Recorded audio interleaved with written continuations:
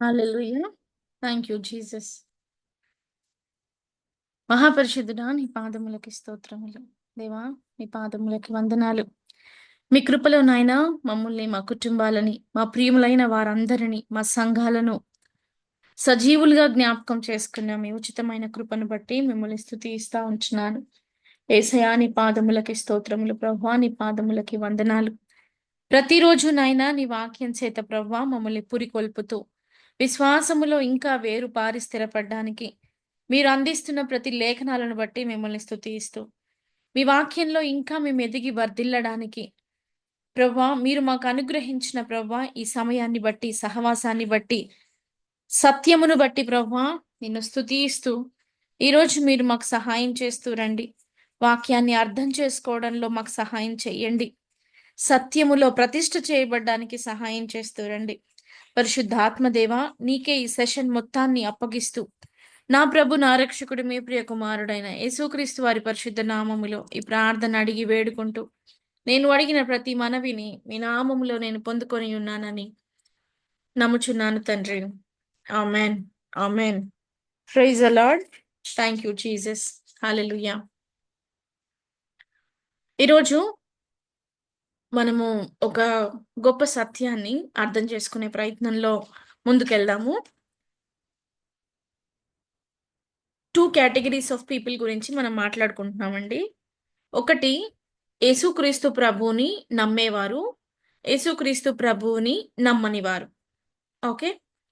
మీరు బైబిల్‌లో చాలా భాగం మట్టుకు మీరు గమనిస్తే ప్రభువు నమ్మకం గురించి మాట్లాడతారు. విశ్వాసం గురించి మాట్లాడతారు. ఆయన ఎక్కడ ఏవి ఆశించలేదు. కదండీ! మన ధనాన్ని ఆయన అడగలేదు. లేదంటే మన వస్త్రములని, మన బంగ్లాలు, మన ఇల్లు అంటే ఒక మనిషి ఏదైతే ఇది నా నా ఐశ్వర్యం, లేకపోతే ఇది నా కష్టార్జితం, ఇది నా బలము, ఇలా ఏదైతే మనము ఫీల్ అవుతామో, చాలామంది ఉన్న వస్త్రాలను బట్టి, నగలను బట్టి, డబ్బును బట్టి, లేకపోతే విలాసాలను బట్టి వారు ధనవంతులుగా అనుకుంటారు. వారి దగ్గర నుంచి ఎవరైనా డబ్బు ఆశిస్తే వాళ్ళదేదో మనం తీసుకుంటున్నట్టుగా అనుకుంటారు. కానీ మీరు లేఖనాలని పరిశీలిస్తే ఎక్కడా కూడా ప్రభువు లోక సంబంధమైనవి మనిషిని నుంచి ఎప్పుడూ అడగలేదు. ఎక్కడా లేదు. నీ డబ్బు తీసుకొనిరా లేదు. లేదంటే నీ వస్త్రాలు, నీ కాస్ట్‌లీ బట్టలు, నీ కాస్ట్‌లీ కార్లు ఇవెక్కడా లేవండి. ఏం కావాలి ప్రభువుకి? ఏం కావాలి ప్రభువుకి? ప్రభువుకి కావాల్సిందేంటో తెలుసా? లోకానికి సంబంధించింది కాదు. ఆయనకు సంబంధించింది. ఆయనకు సంబంధించింది ఎవరు అంటే నేను. ఆయనకు సంబంధించింది ఎవరు అంటే నువ్వు. దేవుడు వస్తువులను కోరుకునే దేవుడు కాదు. నీ చాలామంది అనుకుంటారు మేము పలానా చోటుకెళ్ళి వెంట్రుకలిస్తాము, లేపోతే గుండు చేయించుకుంటాము, లేపోతే పలానా చర్చ్‌లో గొప్ప కానుక ఇచ్చి వస్తాము అని అనుకుంటారు. అలా ఇచ్చి దేవుణ్ణి సంతోషపెట్టాలి అనుకుంటారు కానీ, నిజమైన సంతోషము దేవాతి దేవునికి మీరిచ్చే కానుకలలో ఎంత మాత్రము ఉండదు. Underline this point. మనము ఎన్నో సార్లు వాక్యం వింటూ వస్తాం కానీ, ప్రభువు యొక్క మనసేంటో అర్థం చేసుకోకుండానే జీవితాలు గడిపేస్తాం. మనం ఏదైతే నమ్ముతామో అదే ప్రభువుకిష్టం అనుకుంటాం. అదే క్రైస్తవులతో వచ్చిన పెద్ద సమస్య ఏంటంటే, మన అభిప్రాయంని దేవుని అభిప్రాయంతో కలుపుతాం. అందుకే నేను బలంగా విశ్వసిస్తాను, దేవుడు మనకి లేఖనాలనిచ్చింది. ఈ పరిశుద్ధ గ్రంథాన్ని దేవుడు నీకు, నాకు ఇచ్చిన కారణం ఏంటో తెలుసా? ఆయన మనస్సుని అర్థం చేసుకోవడానికి. ఆయనకేం కావాలో అర్థం చేసుకోవడానికి. చాలా సార్లు మనం ఎంత తప్పుగా అర్థం చేసుకుంటామంటే, పలానా చోటుకెళ్ళి అద్భుతం జరిగింది. సో, అక్కడే దేవుడుంటాడు. చలో ఎళ్దాం. లేదంటే అక్కడికెళ్ళాక ప్రార్థన చేస్తేనే దేవుడు మా కుటుంబంలో వివాహం జరిపించాడు. సో, అక్కడేదో శక్తి ఉంది. ఇలాంటి క్రైస్తవ్యము అసలు క్రైస్తవ్యంగా పిలువబడ్డానికే వీల్లేదు. ఇక్కడ మనకు అర్థం చేసుకోవాల్సిన విషయాలేంటంటే, మన సొంత అభిప్రాయాన్ని దేవుని యొక్క మనస్సుతో మమేకం చేయకూడదు. ఆయన ఉన్నతమైన వాడు. ఎవ్వరిని కూడా లోకానికి సంబంధించిన ఏ వస్తువుని కానీ లేకపోతే ఎలాంటి విధమైన విషయాన్ని కానీ ఆయన అడగలేదు. ఆదాము నుంచి ప్రకటన గ్రంథం రాసిన యోహాను వరకు దేవుడు లోకానికి సంబంధించింది ఏమీ అడగలేదు. ఎందుకని అడగలేదు? ఎందుకని అడగలేదు? ఎందుకు అడగలేదు అంటే, ఈ లోకాన్ని, ఈ యుగ సంబంధమైన దేవత వాడి గ్రిప్‌లో పెట్టుకుంది కాబట్టి, దేవుడికి ఈ లోకంలో ఇచ్చే ఏది అవసరం లేదు. మరి ఏం కావాలి దేవుడికి? నువ్వు కావాలి, నేను కావాలి. మరి మనం లోకానికి సంబంధించిన వారం కాదా? Yes. No. We are not. We are not belongs to this world. కదండీ! మనము మనుషులు చనిపోయాక పాట పాడతాం. యాక్చువల్లీ బతికున్నాకే పాడాలి ఆ పాట. పరదేశులమో ప్రియులారా అని పాడతాం. మీకు గుర్తుందా? అంటే అర్థం ఏంటండి? పరదేశులము అంటే మనం ఈ దేశస్థులం కాదు. మరి ఎక్కడి వారం? పర పరమునకు సంబంధించిన వారం. ఆదికాండం 1 అధ్యాయం 26 వచనం చెప్తుంది. మనము ఆయన పోలిక, మనము ఆయన స్వరూపము.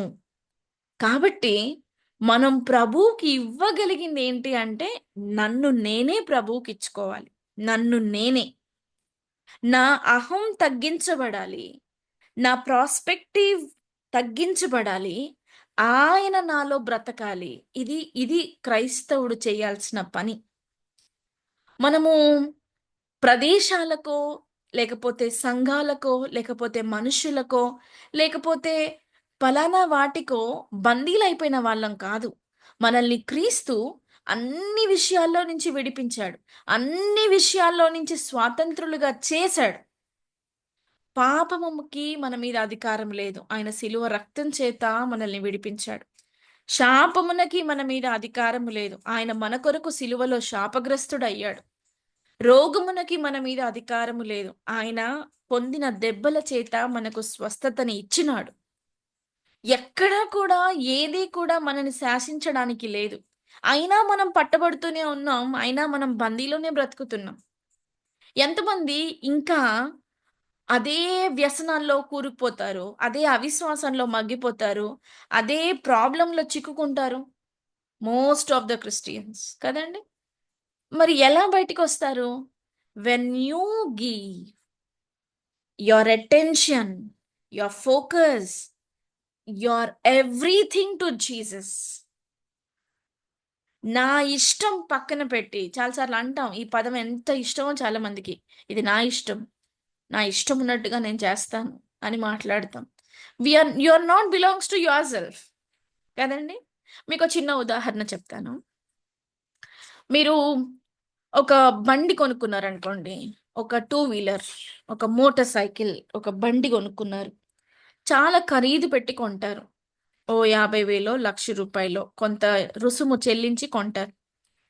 కొన్న తరువాత కొన్నవాడి ఇష్టంతోటి బండి మూవ్ అయితుందా? లేకపోతే బండి తన ఇష్టంతోటి మూవ్ అవుతుందా? ఎంత ఖరీదు కల్ల బండి అయినా దాన్ని కొన్నవాడి ఇష్టంతోటే మూవ్ అవుతుంది. కదండీ! అలాగే యెషయా గ్రంథం 43 అధ్యాయంలో యెషయా ప్రవక్త రాస్తూ అంటాడు, "మీరు విలువ పెట్టి కొనబడ్డవారు." అది డబ్బులతో లెక్కపెట్టే విలువ కాదు. మీరు బండి కొనుక్కుంటే రోజు తుడుచుకుంటారు కదండీ! 50,000 1,00,000 పెట్టి కొనుక్కుంటే రోజు బండి క్లీన్ చేసుకుంటారు. ఎంతో శ్రద్ధ చూపిస్తారు. దేవాతి దేవుడు మనల్ని ఎలా కొన్నాడో తెలుసా? విలువ కట్టలేని ప్రశస్తమైన రక్తం ఇచ్చి కొనుక్కున్నాడు మనల్ని. అంత విలువ పెట్టి కొన్నప్పుడు నేను నా ఇష్ట ప్రకారం ఏమి చేయడానికి లేదు. బండి ఎలాగైతే తన ఇష్ట ప్రకారం ఉండదో, తన యజమానుడు ఎలా తీసుకెళ్తే అలా ఎళ్తుంది. బండి కొన్న యజమాని లెఫ్ట్‌కెళ్ళాలంటే బండి లెఫ్ట్‌కే ఎళ్తుంది. ఎందుకని? బండి తనని తాను అప్పగించుకుంది యజమానుడికి. బండి పూర్తి కంట్రోల్ యజమాని చేతిలో ఉంది. దాన్ని తిప్పాలి అంటే హ్యాండిల్ యజమాని చేతుల్లో ఉంది. దాన్ని స్పీడ్ బ్రేకర్ వెయ్యాలి అన్నా బ్రేక్ కూడా యజమాని కాలు కింద హ్యాండ్ ఓవర్‌లో ఉంది. ఇన్ మొత్తం బండిని యజమానుడికి ధారాదత్తం చేసినాక యజమానుడి కంట్రోల్‌లో ఉంటుంది. అలాంటి జీవితం జీవించాలా క్రైస్తవులంగా మనం. చాలా సార్లు ఇది నా ఇష్టం, నా లైఫ్, నాకు నచ్చినట్టుగా ఉంటాను. మరి యవనస్తులైతే దీనికి పట్టుకుంటారు. యవ్వన బిడ్డలు పలానా వాళ్ళతో మీరు మాట్లాడొద్దు అంటే, నా ఇష్టం. నా ఫోను. నువ్వేంటి చెప్పేది? ఇలా మాట్లాడతారు. తల్లిదండ్రులారా, యవ్వన బిడ్డలారా, make your children to learn how to submit our to God. మొట్టమొదట మనల్ని మనం సబ్మిట్ చేసుకుంటే ప్రభువుకి, తరువాత మనల్ని చూసి మన బిడ్డలు నేర్చుకుంటారు. అస్తమానం మనమే ప్రభువుకి నచ్చని జీవితాన్ని జీవిస్తూ, ఆయన చెప్పే వాక్యాన్ని వినుకోకుండా, నమ్మకోకుండా మన జీవితంలో మనం వెళ్తూ ఉండి, how can you command your children to be good? You can't. ప్రభువుకి మనం ఇవ్వగలిగింది ఏంటో తెలుసా? మనల్ని మనమే. అబ్రహాము తన జీవితంలో ఒక గొప్ప నిర్ణయం తీసుకున్నాడు. చాలా గొప్ప నిర్ణయం. ఏంటో తెలుసా? మనము ఈ వాక్యానికి మళ్ళీ వద్దాము. మనం దీని గురించే మాట్లాడుతున్నాం. నమ్మలేనప్పుడు నమ్మగలగడం ఎలాగా? ఏది నమ్మాలి? ఎలా నమ్మాలో నేర్చుకుంటున్నాం. మనం మనుషులు చెప్పేవి నమ్ముతాం. ఇప్పటి వరకు మనం అనుకున్నాం కదండీ! అక్కడ శక్తి ఉంది, ఇక్కడ శక్తి ఉంది. లేకపోతే ఇలా చేస్తే బావుంటుంది, అలా చేస్తే బావుంటుంది. కాదు, కాదు. ఇవన్నీ కొట్టేసేయండి. వాక్యం ఏముందో అదే. వాక్యం ఏం చెప్తుంది? ఆయన్ని నమ్మమంటుంది. ఆయన వాక్యాన్ని నమ్మమంటుంది. ఈరోజు మన ముందుకి అబ్రహాము గారిని తీసుకుందాం. అబ్రహాము గారు ఎలా నమ్మారో, ఆ నమ్మడానికి ఒక డెసిషన్ తీసుకోవడానికి చానా కరేజియస్ హార్ట్ కావాలి. కదండీ! ఆ కరేజియస్ హార్ట్ ఎప్పుడొస్తుందో తెలుసా? అవతల వారి మీద గొప్ప నమ్మకం ఉంటే వస్తుంది. చాలా గొప్ప నమ్మకం ఏర్పరచుకుంటే ఆ డెసిషన్ ఖచ్చితంగా వస్తుంది. ఒక భార్య తన భర్త ఎక్కడికైనా తీసుకెళ్తున్నాడనుకోండి. వెళ్తుందా? ఖచ్చితంగా వెళ్తుంది. ఎందుకని? త ఆ భార్య ఆ భర్తని ఎంత నమ్మితే ఎళ్తుందో. ఓ బిడ్డ తండ్రితో వెళ్ళాల్సొచ్చినప్పుడు, బిడ్డని తండ్రి తీసుకెళ్తా ఉన్నప్పుడు, బిడ్డకి చాలా సంతోషం. ఎక్కడికెళ్తున్నారో తెలీదు. కానీ చాలా సంతోషం. ఎందుకని? ఆ బిడ్డకి ఆ తండ్రి మీద అంత గొప్ప విశ్వాసం. అంత గొప్ప నమ్మకం. సో, నమ్మకం ఏర్పడాలి అంటే ముందు ఏం కావాలి అంటే, రిలేషన్‌షిప్‌ని ఆ బాండింగ్‌ని మనము కరెక్ట్‌గా పెట్టుకోవాలి. అబ్రహాముకి అబ్రహాముగా మారడానికంటే ముందు ఆయన పేరు అబ్రాము. అబ్రాముకి దేవుడెవరో తెలీదు. మీలాగా, మాలాగా లేపోతే మీలాగా, మనలాగా ఆయన సండే స్కూల్‌కో లేపోతే చర్చ్‌కో వెళ్లి దేవుని గురించి తెలుసుకోలేదు. చాలా భయంకరమైన విగ్రహాలు చేసే ఒక కుటుంబంలో కల్దీల దేశానికి కల్దీలంటే మీకు తెలిసే ఉంటుంది. కల్దీలంటే విగ్రహాలని చెక్కి లేకపోతే విగ్రహాలను తయారు చేసి వాటిని అమ్మే ఒక బిజినెస్ చేసేవాళ్ళు. సో, అలాంటి ఒక పట్టణంలో చాలా పేరుగాంచిన అబ్రాము. ఈ వృత్తిలో చాలా నిష్ణాతుడు అబ్రాము. అలాంటి అబ్రాము దగ్గరికి ప్రభు ఒక మాట పంపించాడు. ఏమని పంపించాడు? "నీవు లేచి నీ బంధువుల నుంచి బయటికి రా. నీ తండ్రి దగ్గర నుంచి బయటికి రా. నేను చూపించే దేశానికి వెళ్ళు." ఇక్కడ 2 పనులు అబ్రహాం చేయాల్సొచ్చింది. ఒకటి ఏదైతే ఉందో సమస్తం విడిచిపెట్టాలి. ఇంకొకటి ఎవరో తెలియని ఒక వ్యక్తి చెప్తున్నాడు పలానా దేశానికి తీసుకెళ్తానని. ఇది నమ్మాలి అంటే అబ్రాముకి ఆ మనిషి ఎవరో తెలియకుండగానే నమ్మాలి అంటే ఎంత కరేజ్ హార్ట్ కావాలండి. ఎంత నమ్మకం ఉండాలి ఫస్ట్ ఆఫ్ ఆల్. ఆ దేశం ఏంటో తెలీదు. ఆ దేశానికి నేను తీసుకెళ్తానని ఒక స్వరం వినపడ్డప్పుడు అబ్రాము ఎలా లోబడి ఉంటాడు? ఎలా అంటే మొట్టమొదటిగా ఆ వ్యక్తి యొక్క స్వరాన్ని ఆయన నమ్మాడు. మనుషుల్ని కాదు. లేకపోతే మనుషులు చెప్పిన పద్ధతుల్ని కాదు. ఆయనకు చెప్పిన పద్ధతులేంటంటే దేవుడు మాట్లాడడు. దేవుడికి మనమే రూపు గీస్తాం అనేది ఆయన పద్ధతి. ఆయన ప్రాస్పెక్టే. ఇప్పుడు ఆయన ఆలోచన దేవుడి మాటతోటి బ్రేక్ అయిపోయింది. దేవుడు మొట్టమొదటిసారిగా అబ్రాము దేవుడు మాట్లాడినప్పుడు విన్నాడు. అప్పుడు అబ్రాముకి ఎంత ఆలోచన వచ్చుంటుందండి? అంటే దేవుడు మాట్లాడతాడు. ఇప్పటి వరకు కొన్ని వేల విగ్రహాలు చూసిన అబ్రాము, మనుషులు తప్ప ఎవ్వరి స్వరము వినని అబ్రాము, తన జీవితంలో మొట్టమొదట తెలియని ఒక స్వరము విన్నాడు. విన్నప్పుడు అబ్రాముకు అర్థమైంది, దేవుడు సజీవుడు. దేవుడు రాయి కాదు. దేవుడు విగ్రహం కాదు. ఆయన మాట్లాడతాడు అనే ఒక గొప్ప నిశ్చయత వచ్చింది. మన జీవితాల్లో కూడా మనం ఏదైతే ఒక సొంత అభిప్రాయం కలిగి ఉంటామో, ఆ సొంత అభిప్రాయము తప్పు అని దేవుని మాట మనం విన్నప్పుడు సరి చేసుకోవాలి. ఇది నా అభిప్రాయం, ఇది నా ఇష్టం అనడానికి లేదండి. ఇక్కడ అబ్రాము ఒక ప్రాస్పెక్టివ్‌లో బ్రతుకుతా ఉన్నాడు. ఎప్పుడైతే దేవుని స్వరం వినిపించిందో మార్చుకున్నాడు. ఎలా మార్చుకున్నాడు? స్వరం వినపడ్డ తర్వాత మీరు ఈ వచనాన్ని చదివితే మీకు అర్థమవుతుంది. 4వ వచనం చూడండి. యెహోవా అతనితో చెప్పిన ప్రకారము అబ్రాము వెళ్ళెను. అప్పటి వరకు తెలియని దేవుణ్ణి ఎలా నమ్మాడు? ఆయన మాట అబ్రాములో జీవాన్ని పుట్టించింది. ఈ దేవుడు మాట్లాడే దేవుడు. ఇప్పటి వరకు నేను పూజించింది మాట్లాడని వాళ్ళు, వినపడని వారు. అదొక రాయి. ఇప్పుడు నాకు అర్థమైంది. నా అభిప్రాయం తప్పు. నేను చూసే కోణం తప్పు. నేను అనుకుంటున్న దేవుని మీద అభిప్రాయం తప్పు అని దేవుని మాట వినపడ్డప్పుడు మార్చుకున్నాడు. మన జీవితాల్లో కూడా ఎన్నో అభిప్రాయాలు మనలో ఉంటాయి. ఎన్నో ఆలోచనలు మనలో ఉంటాయి. కానీ వాక్యం మీ ముందుకొచ్చినప్పుడు, ఇది కాదు, ఇది అని దేవుని వాక్యం మీకు అర్థమైనప్పుడు, మీ సొంత అభిప్రాయాన్ని కొట్టివేసి, ప్రభువు యొక్క వాక్యం చేత నింపినప్పుడు, ప్రతి పరిస్థితిని మనం గెలవగలుగుతాం. గెలవగలుగుతాం. ఎన్నో రోజుల నుంచి మనం చెప్తా ఉన్నాము. మీరు ఒంటరి కాదు. మనం చాలా సార్లు పాడతాం. ఎవ్వరు మనల్ని అంటే ఎవరు మనల్ని ప్రేమించినప్పుడు, అందరూ మనల్ని తిడుతున్నప్పుడు, మనకనిపిస్తుంది గదా! నాకెవ్వరు లేరు అనుకున్నప్పుడు కూర్చొని పాడుతా ఉంటాం.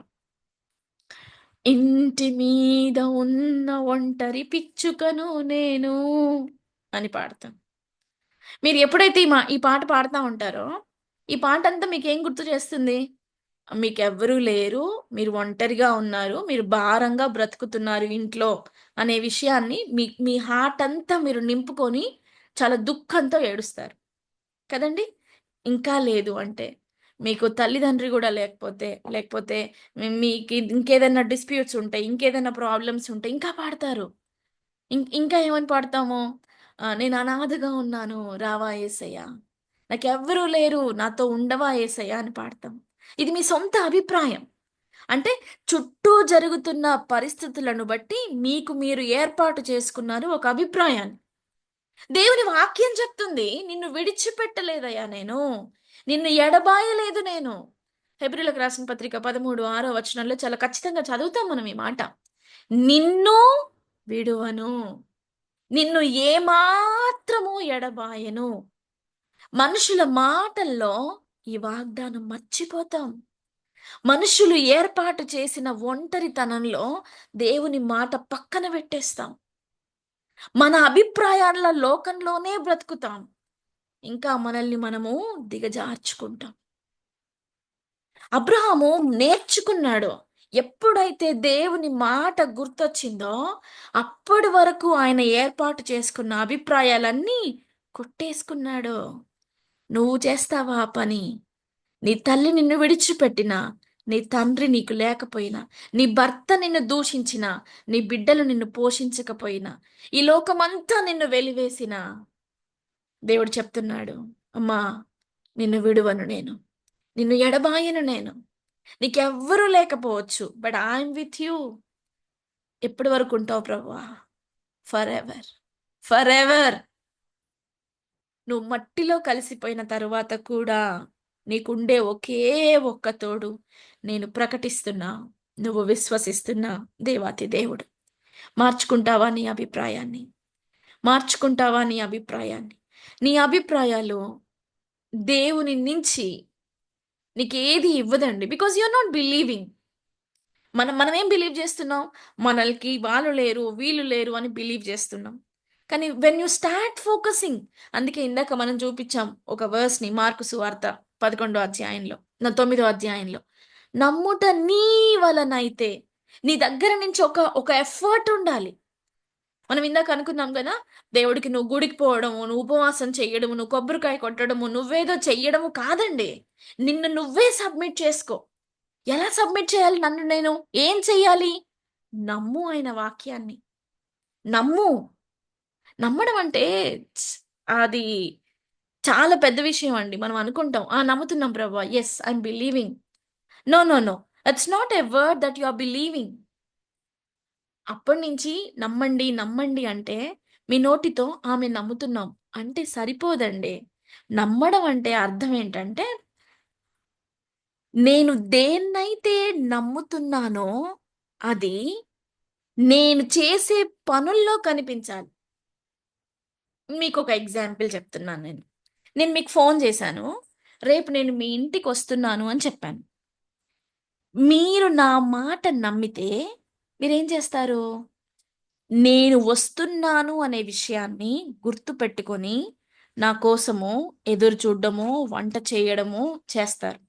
నేనింకా రాలేదు, కానీ నేనొస్తే ఏం తింటానో చేస్తారు.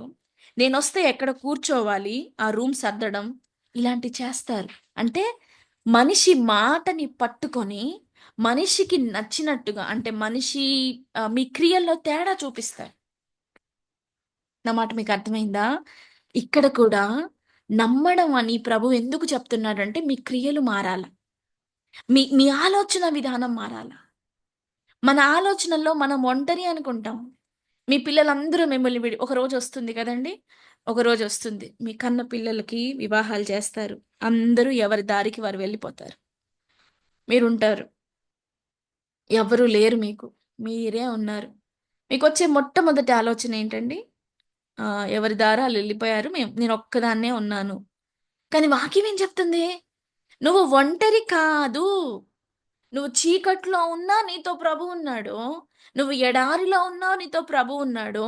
నువ్వు ఎలాంటి పరిస్థితుల్లో ఉన్నా నీతో ప్రభువున్నాడు. When you start believing, you'll experience the presence of God. దేవుడు నీతో మాట్లాడడము నీకు వినిపిస్తుంది. దేవుడు నీతో ఉన్నాడు అనేది ఫస్ట్ మనం నమ్మితే మనకర్థమవుతుంది. మనమేం చేస్తామంటే ఎంతసేపటికి మన ఆలోచనలు, మన మన మనకు కనిపిచ్చే మన కళ్ళకి ఏం కనిపిస్తుందో దాన్నే మన బుర్రలో పెడతాం. అబ్రాహాముకి దేవుడు కనబడలా. మీరు ఇంకా ఇంగ్లీష్ బైబిల్‌లో చూస్తే మీకు అర్థమవుతుంది. Now the lord said to Abraham అంటే అబ్రాహాముకి వినపడ్డది. వినిపించింది. మీకెట్లా ఇప్పుడు ఇనిపిస్తుంది నేను మాట్లాడేది? అలాగే అబ్రాహాముకి వినిపిచ్చింది. వినిపిచ్చిన దాన్ని పట్టుకొని 4 వచనంలో చూడండి. So Abram vent. తెలుగులో చూడండి. యెహోవా అతనితో చెప్పిన ప్రకారము అబ్రాము వెళ్ళెను. ఆయన యాక్షన్స్ మారిపోయాయి. ఆయన ఆలోచన మారిపోయింది. ఆయన డెస్టినేషన్ మారిపోయింది. ప్రియులారా, ప్రభు మాట నమ్మడం నేర్చుకొని, మనం ఏర్పాటు చేసుకున్న సొంత అభిప్రాయాల్లో నుంచి బయటికొద్దాం. నువ్వు ఒంటరి కాదు బిడ్డ. నువ్వు ఒంటరి కాదు. నీ భర్త నిన్ను వెలివేసినా, నీ భర్త నీకు దూరమైనా, నీ భార్య నీతో లేకపోయినా, నీకున్నవారు ఎవ్వరూ నీతో లేకపోయినా, ఒకరోజొస్తుంది జీవితంలో మనం ఫేస్ చెయ్యాలి. ఎవ్వరూ లేని ఒక ఒంటరి రోజొస్తుంది. ఆ ఒంటరితనంలో కూడా నీతో ఉండగలిగిన వాడు నేను ప్రకటిస్తున్నా, నువ్వు విశ్వసిస్తున్నా యేసుక్రీస్తు ప్రభు. అలా ఉండడానికే ఆయన ఈ లోకానికొచ్చాడు. ఈ లోకానికొచ్చి శిలువ శ్రమలు అనుభవించి మృత్యుంజయుడుగా లేచాడు. పునరుద్ధాన శక్తితో నీతో నాతో ఈరోజు ఉన్నాడు. నమ్ముతావా? నమ్ముతావా? ఒక తీర్మానం చేసుకుందాం. ప్రభువా, ఇప్పటి వరకు నేను ఒంటరిని అని ఎన్నోసార్లు ఏడ్చాను ప్రభువా. ఎవరు లేరు అని ఏడ్చాను. నాకున్న వారంతా నన్ను విడిచిపోయారు అని ఎంతో దుఃఖంతో ఉన్నాను. నీ మాట నేను మర్చిపోయానేమో ప్రభువా. దేవా, ఈరోజు మరలా నీ మాట నాకు గుర్తు చేస్తుంది. నువ్వు నన్నెంత ప్రేమిస్తున్నావో. ఎవ్వరూ లేకపోయినా నువ్వు ఉన్నావు చూడు ప్రభువా. అందుని బట్టి నీకు వందనాలు. దేవా, నా క్వాలిఫికేషన్‌ని బట్టి, నాకున్న ఏ ఏ ఎలిజిబిలిటీని బట్టి కూడా కాదు కానీ, కేవలం నీ కృప ప్రభువా. నీ కృప, నీ కృప చేతనే నువ్వు నాతో ఉన్నావు. ఎన్నో సార్లు నేను నీ నుంచి పారిపోయాను. కానీ నువ్వు నన్ను దగ్గర తీసుకున్నావు. నువ్వు నన్ను క్షమించావు. నన్ను ప్రేమించావు. నాతో ఉన్నావు తండ్రి, నీకు స్తోత్రాలు. దేవా, నువ్వు నాతో ఉన్నావు అనే స్పృహలో నా ముందున్న ప్రతిరోజు నేను వెళ్ళడానికి నాకు సహాయం చేస్తూ రమ్మని నా ప్రభు, నా రక్షకుడు, మీ ప్రియ కుమారుడైన యేసుక్రీస్తు వారి పరిశుద్ధ నామములో ఈ ప్రార్థన అడిగి వేడుకుంటూ నేను అడిగిన ప్రతి మనవిని మీ నామములో నేను పొందుకొని ఉన్నానని నమ్ముచున్నాను తండ్రి. Amen. Amen. Praise the lord. Thank you Jesus. Hallelujah!